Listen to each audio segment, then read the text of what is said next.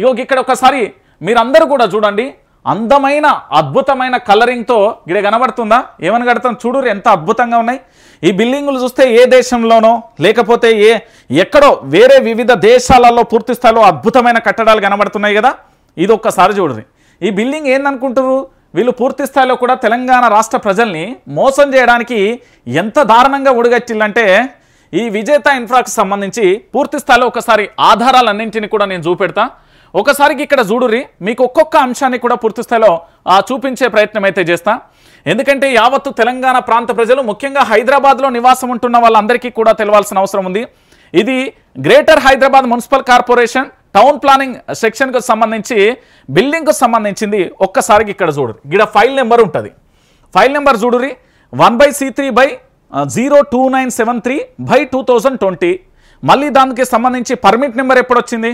1/C3/09/120/2021. Date ఎప్పుడు? 13 August 2021. ఓకేనా? ఈ ప్రాజెక్ట్ ఏంది? విజేత ఇన్ఫ్రా ప్రాజెక్టుకు సంబంధించి ఇక్కడ వీళ్ళ పేర్లు కనబడతాయి. మీరు ఒకసారి చూడుర్రి, వీళ్ళ పేర్లు ఒకసారి స్పష్టంగా చూస్తే మీకే అర్థమవుతుంది. సోమిరెడ్డి రాధికారెడ్డి, డాటర్ ఆఫ్ సోమిరెడ్డి రాజమల్లారెడ్డి అంటూ కూడా ఉన్న పరిస్థితి కనబడుతుంది. ఇక్కడ పూర్తిగా కూడా విజేత ఇన్ఫ్రా ప్రాజెక్టుకు సంబంధించిన అంశం ఇది. ఎక్కడ? హయత్ నగర్కు సంబంధించి. సరే, వీళ్ళు పర్మిషన్ తీసుకున్నారు. ఈ పర్మిషన్ తీసుకున్న అంశం అయితే ఇక్కడ చాలా స్పష్టంగా ఉన్నది కదా. ఏది? సర్వే నెంబర్ ఒక్కొక్కసారి మీకు చాలా క్లారిటీగా చూడుర్రి. అప్లికేషన్ ఎవరు పెట్టుకున్నారు? Somireddy Radhika Reddy, daughter of Somireddy Rajamalla Reddy. Okay, clear కట్గా. ఇక్కడ ఏంది? డెవలపర్స్ ఎవరు? విజేత ఇన్ఫ్రా ప్రాజెక్టుకు సంబంధించి. దీంతో పాటుగా లైసెన్స్ టెక్నికల్కు సంబంధించి పూర్తి స్థాయిలో పర్సన్ ఎవరు? శ్రీధర్ రెడ్డి, ఎవరు? ఆర్కిటెక్ట్ సంబంధించి. దాంతో పాటుగా రామ్ నర్సయ్యకు సంబంధించి ఇంజనీర్. సో ఈ వివరాలన్నీ ఇక్కడ ఉన్నాయి. సర్వే నెంబర్ ఎంత? 203, 204. ఓకేనా? ఇది క్లియర్ కట్కు సంబంధించి, ఈ అమన్గల్కు సంబంధించిన, హిమయత్ నగర్కు సంబంధించి పూర్తి స్థాయిలో రంగారెడ్డి డిస్టిక్కి సంబంధించిన ప్రాజెక్టు.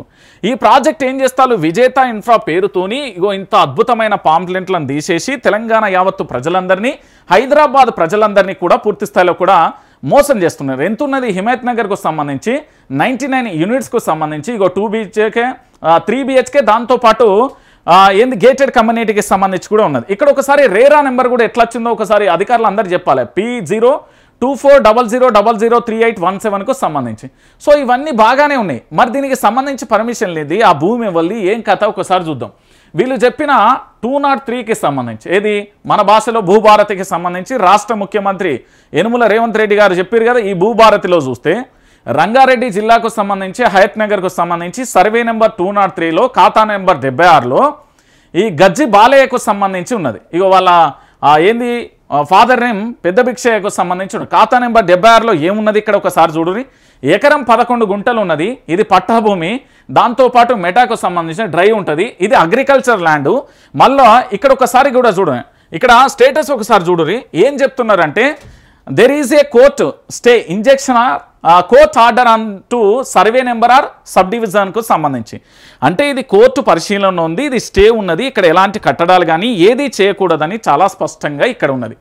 ఇది ఎంత సర్వే నెంబర్కు సంబంధించి? మీరు ఒకసారి ఈ సర్వే నెంబర్ ఎంత? 203. మరి ఇక్కడ వీళ్ళేం పెట్టిల్లు? వీళ్ళ సర్వే నెంబర్లు ఏం పెట్టిల్లు? ఇగో 203 అండ్ 204. ఇక 204 కూడా చూద్దాం. ఇగో 204కు సంబంధించి బాలయ్య గంజికి సంబంధించి ఉంది. ఇందులో ఎకరం 2 గుంటలు ఉన్నది. ఇది కూడా చూడొచ్చు, అగ్రికల్చర్ ల్యాండే. మెటాకు సంబంధించి డ్రైయే.